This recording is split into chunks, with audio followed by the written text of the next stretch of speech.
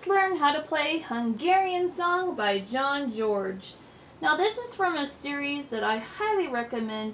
His Kaleidoscope Solo series has several books in it, and he does a wonderful job of composing songs that are not difficult but are very beautiful. Hungarian Song is made easier by the fact that the left hand does the same pattern for the entire song. So let's start there. So our left hand is going to be placed with the little finger, the 5 finger, on the D below middle C. Then you're going to play your thumb on A and your 2 finger on G, and then scoot your thumb up to B. Now this is the pattern you're going to play for the whole song. Now you'll notice that this song is 2/4 for its time signature, which means it has 2 beats in each measure, and the quarter note gets 1 beat. So this pattern covers 2 measures. There's 2 quarter notes in the first measure and 2 quarter notes in the second measure. And it just keeps repeating that for the entire song. The only time it does anything different is the very last chord. Now, we're going to learn a little bit about the right hand here. What we're going to try to do, learn the right hand for a line, and then we're going to kind of practice matching it up with the left.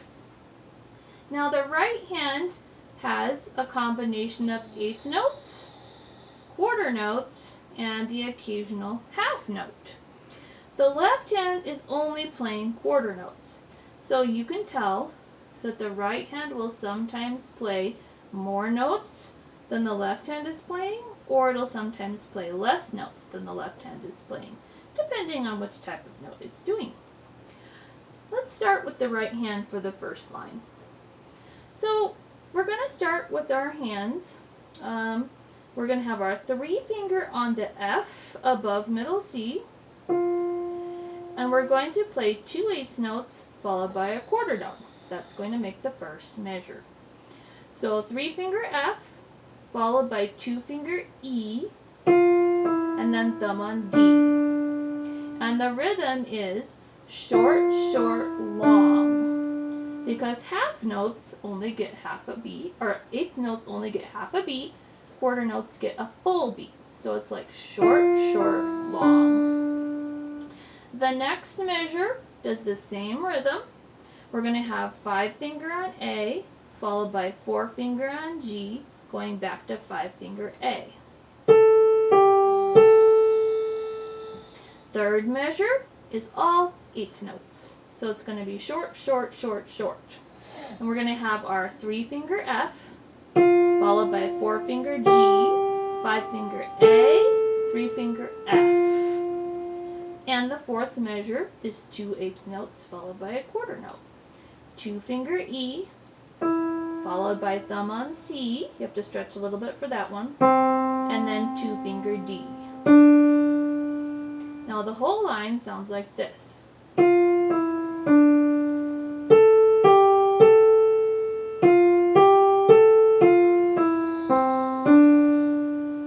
Nice, pretty little melody.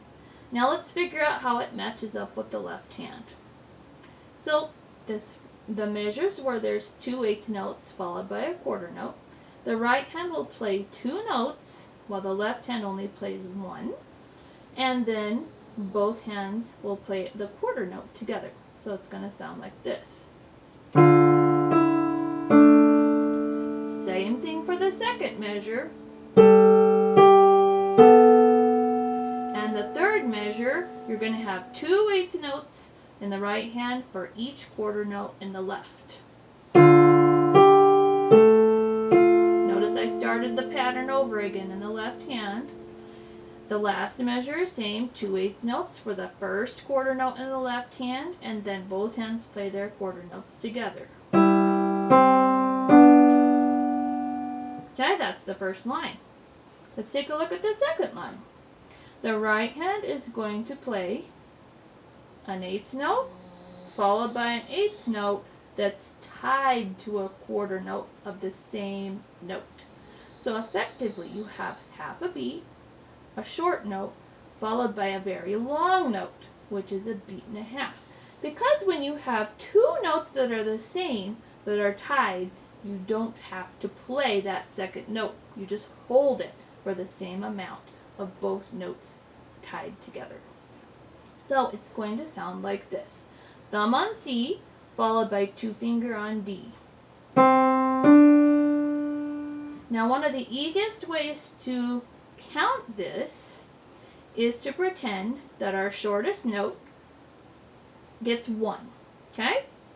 And then we go to our longer note, which in this case is a beat and a half, and we pretend it gets 3 counts, okay? Because a beat and a half is 3 times longer than half a beat. So we're going to count like this. 1, 1, 2, 3. And the second measure of this line has the same pattern. We have an eighth note followed by an eighth note tied to a quarter note. And we're going to have our 4-finger play F, and then our 2-finger play D for the long note. 1, 1, 2, 3. Now we're going to do a very easy note, just 2-finger on D, and it's a half note tied to a half note in the next measure. So we just count it, we just hold it for the whole 2 measures. Now let's try to match this up with our left hand, which is still playing the rhythm. So for this first measure on the second line, we will play the right hand and the left hand, but the right hand will move on to its second note before the left hand does, because the right hand's playing short note, then long note. The left hand is playing 2 longer notes. So it's going to sound like this. Same thing in the second measure. Now it's easy for the third and fourth measure. Just hold that D in the right hand while your left hand plays its pattern.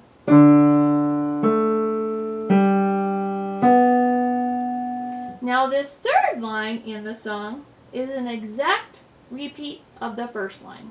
So I'm just going to play it with both hands.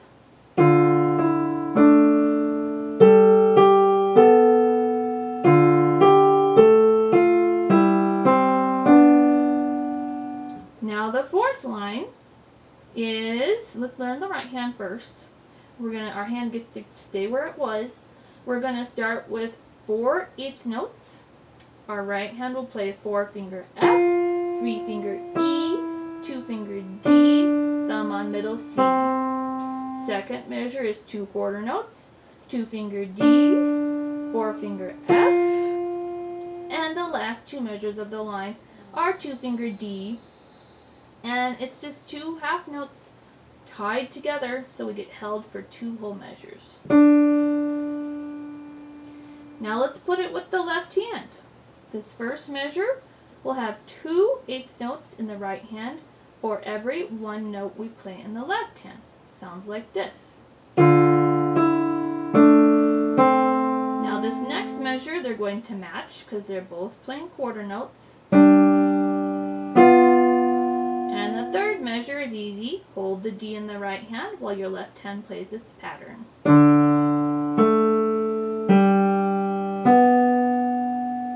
Now this next line on the second page has a little bit of a different rhythm in the right hand. You will see it has an eighth note followed by an eighth note tied to another eighth note, which makes it be worth half plus a half, which is a whole beat, just like a quarter note. Then it's going to be followed by another eighth note. Now here's the way that works. We're going to have your 5-finger play a D above middle C, followed by a 4-finger C. Now this note is tied, so it'll be held for twice as long. Then 5-finger goes back to D. So if we play this, it's going to sound like 1, 1, 2, 1, because that second note is twice as long as the others. Now the second measure is again like we've done before, 2/8 notes followed by a quarter note. 3-finger will play B, followed by 2-finger A, and then thumb on G. Then the third measure is almost the same as the first measure, but it has a little twist. So this third measure has an 8th note, followed by an 8th note tied to an 8th note, so it's twice as long, followed by an 8th note, but this 8th note is tied to a half note in the next measure. So we're not going to play the second note that's tied. We just have to hold it for the amount of time that both notes would take tied together. So what it's going to sound like is 4-finger on C, 3-finger B, this note is twice as long, 2-finger A, and we just hold it for the same amount of time as an 8th note plus a half note. So this line for the right hand sounds like this. 1, 1, 2, 1, 1, 1, 1, 2, 1, 1, 2, 1, 1, 2, 3, 4. If we want to count it like that, which is called subdividing, by the way. Now let's try to put this with the left hand. Now one thing that could be helpful is you take a pencil and you draw a line between where the right hand and the left hand match up. And this will help you figure out where the hands actually come together. So just draw those lines and it will help you out quite a bit. Now this line with both hands, we're going to have the first measure is going to have 2 notes for the right hand for the first quarter note in the left. Then the left hand comes in while you're still holding the C in the right hand. Then the right hand moves to D. Now in the second measure they come in together, but there'll be 2 notes in the right hand for the first note in the left. Then they come in together. Again in the next measure, 2 notes in the right. Then the left hand comes in while you're holding the B. Then the right hand changes to A. And then you hold that A while your left hand does its 2 quarter notes. Now the second line is almost the same. The first 2 measures are a repeat of what we just did.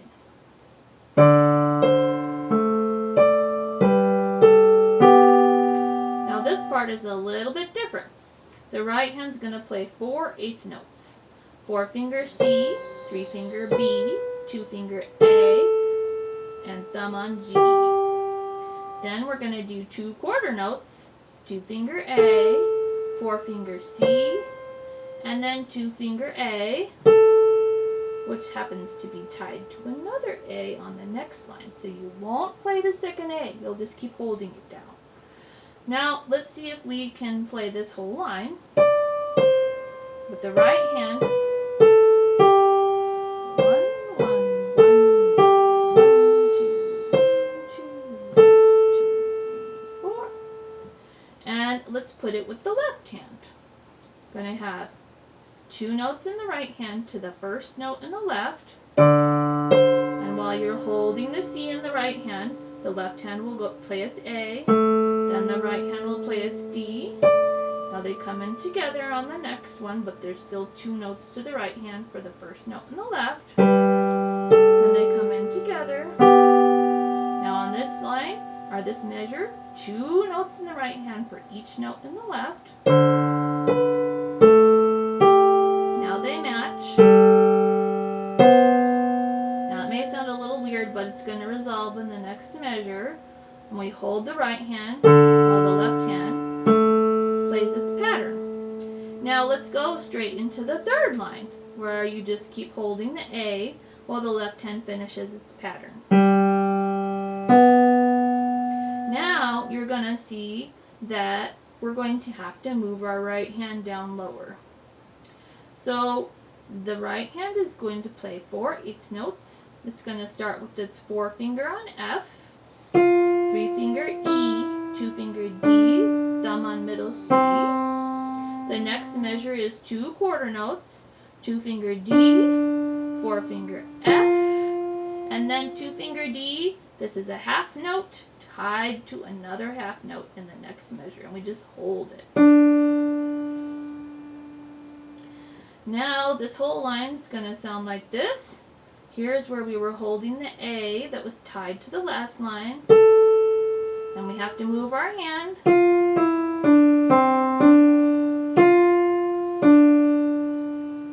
Now let's try to match it up with our left hand, starting at the beginning of the line where we're holding the A and we're finishing the pattern in the left hand. Now we move our right hand, 2/8 notes in the right hand to 1 note in the left. Now they match, and then we hold the D while the left hand finishes its pattern. Now the last line, pretty easy. It's an 1/8 note, then another 1/8 note that's tied to a quarter note. So remember, that makes it a beat and a half. The thumb will play C, followed by 2-finger D for that beat and a half. And then the next measure, same rhythm, 4-finger F, followed by 2-finger D for that beat and a half. And then the right hand just holds D for actually 3 measures. Now, let's go ahead and play that whole line. 3,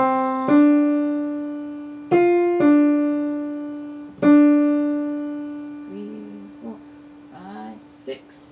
Okay, let's match it up with the left hand. The first one's going to have them coming in together, but then the right hand goes to its D, and while you're holding that, left hand comes in with that second note. Then the second measure, they come in together. Then the right hand goes to its D. Then the left hand plays its B. And then we hold the D in the right hand while the left hand plays its pattern. Now here we keep holding the D, and you'll notice that we play a chord 2 notes at once with our left hand. And they want us to play our 2-finger on A and our 5-finger on the D below that. It's a bit of a stretch. And that's the end. Now you'll also notice that it says it has 2 words written in the last line. One is diminuendo and one is retardando. Diminuendo just means start getting quieter. Get a little bit quieter and quieter all through this last line.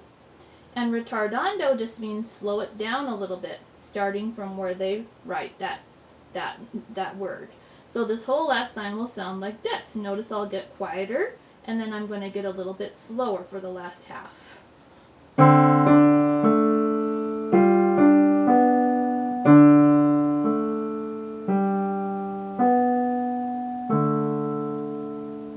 And that's Hungarian Song.